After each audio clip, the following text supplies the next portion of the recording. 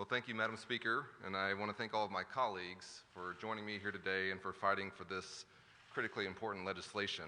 As the co-president of the freshman class, I can say that our diverse and talented colleagues were elected to deliver results like protecting Americans' health care and to stop the sabotage of our healthcare system. And that starts with stopping the Trump administration's lawsuit to end the Affordable Care Act in its entirety. This pandemic has made clear the deep inequities and failures in our healthcare system.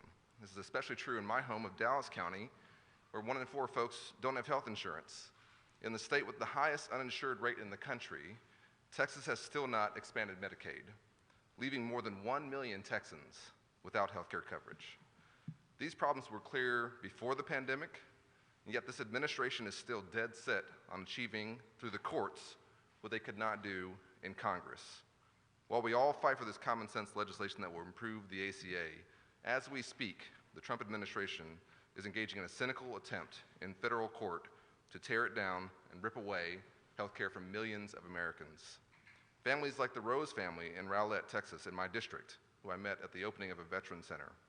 Rob and Debbie Rose have been able to get plans on the exchange as they waited for their Medicare coverage to kick in after Rob lost his job and the health care that came with it.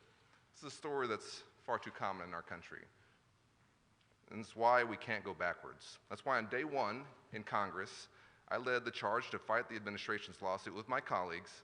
This is a fight that we need to win in order to preserve the protections for pre-existing conditions and all the other protections and rights in the ACA. This really shouldn't be a political issue. It's time for the administration to drop this lawsuit and join us in our efforts to expand coverage and lower costs. Americans need more access to health care, not less.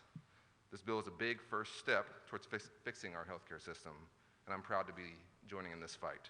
And with that, I'll yield on video to our chairman of the Ways and Means Committee, Richie Neal.